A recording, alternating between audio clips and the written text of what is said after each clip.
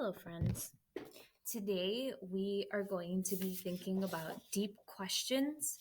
We're going to be thinking about those rhetorical questions which take us beyond the story, clarifying questions which help us understand what is happening, prediction questions which help us think about what will happen next, and craft questions which help us understand what the author was doing when they made that choice.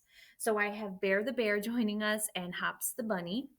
And today we are going to be reading the story Last Stop on Market Street by Matt de la Peña, and the illustrations are by Christian Robinson.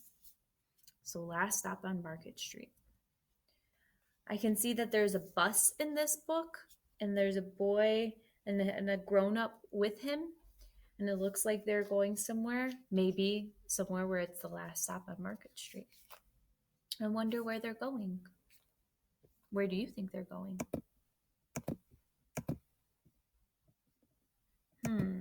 Well, we just made a prediction question because we're trying to think about what's going to happen in the story or where they're going. I wonder if your prediction question will be right.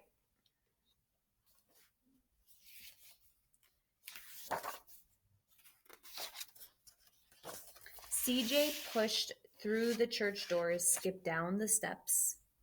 The outside air smelled like freedom, but it also smelled like rain, which freckled CJ's shirt and dripped down his nose. What do you think freedom smells like? Do you think because maybe he was in church and he was ready to leave? So it smelled fresh, maybe? He ducked under his Nana's umbrella, saying, "How come we gotta wait for the bus in all this wet?" "Trees get thirsty too," his Nana told him. "Don't you see that big one drinking through a straw?" CJ looked for a long time, but he never saw a straw.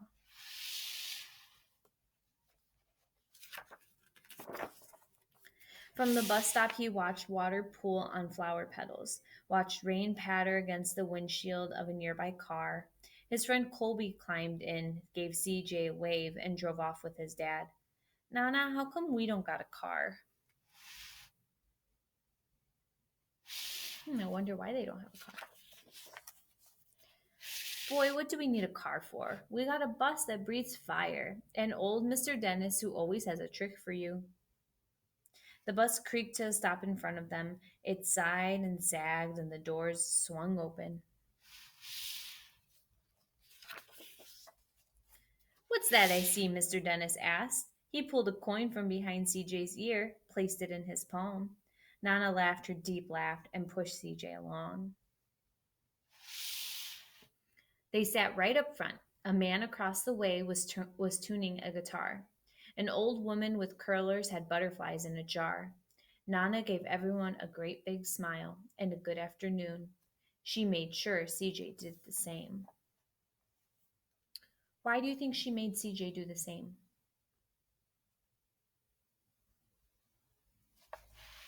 Maybe because she wants him to be polite or to be friendly? The bus lurched forward and stopped, lurched forward and stopped. Nana hummed as she knit. "How come we always gotta go here after church?" CJ said. "Miguel and Colby never have to go anywhere." "I feel sorry for those boys," she told him. "They'll never get a chance to meet Bobo or the sunglass man. And I hear Trixie got herself a brand new hat." CJ stared out the window, feeling sorry for himself. He watched cars zip by on either side, watched a group of boys hop curbs on bikes. I wonder where they're going. I wonder who Bobo or Sunglass Man or Trixie are, too. A man climbed aboard with a spotted dog. CJ gave up his seat. "How come that man can't see?" "Boy, what do you know about seeing?" Nana told him. "Some people watch the world with their ears." Hmm. Why do you think CJ gave up his seat? Oh, maybe because the man is blind and it was the polite thing to do. "That's a fact, their noses too," the man said, sniffing at the air.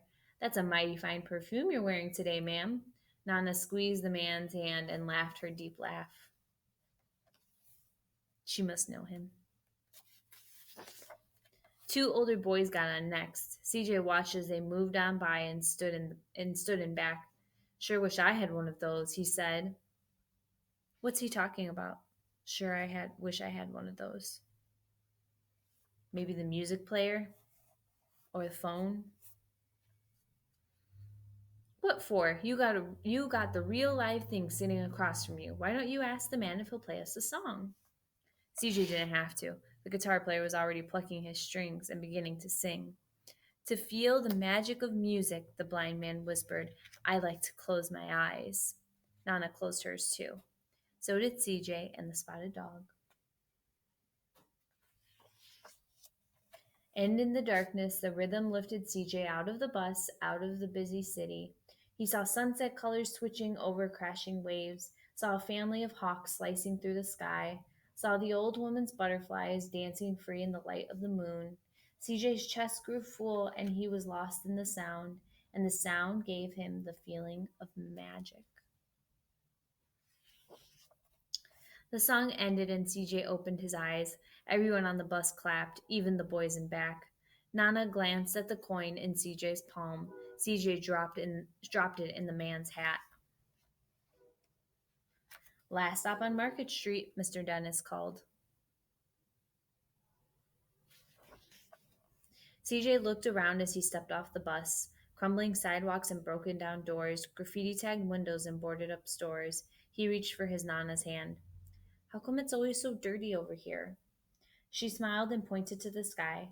Sometimes when you're surrounded by dirt, CJ, you're a better witness for what's beautiful.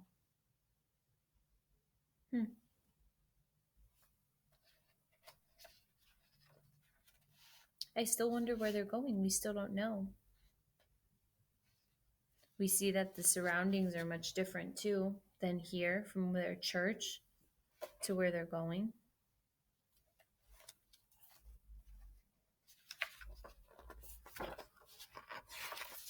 CJ saw the perfect rainbow arching over their soup kitchen. He wondered how his Nana always found beautiful where he never even thought to look. What is a soup kitchen? Do you know? A soup kitchen is where somebody goes to get meals. It's not always soup. Usually, soup kitchens serve the homeless or people who can't afford to have a meal all the time. He looked all around them again, and the bus rounding the corner out of sight, and the broken street lamps still lit up bright, and the stray cat shadows moving across the wall. I wonder if they're going to the soup kitchen because they don't have a lot of money, or if they're going for a different reason. Why do you think they're going there? Why are they going there? When he spotted the familiar faces in the window, he said, I'm glad we came. There must be the people, the sunglass man, Trixie with her new hat, and Bobo.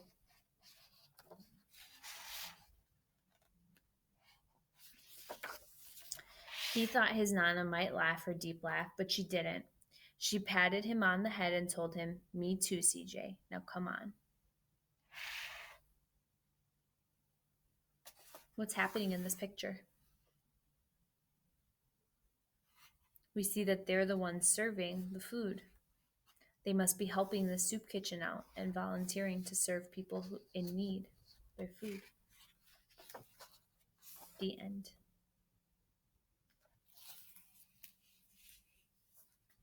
My last question, it's a rhetorical question because the story is over, so it's beyond the pages of the book. But my last question is, what do you think is important to them? Or what do I think is important to them? I think being kind, because they were on the bus and she was always reminding him to be polite and be kind. I also think helping others is important to them. What do you think is important to them, friends?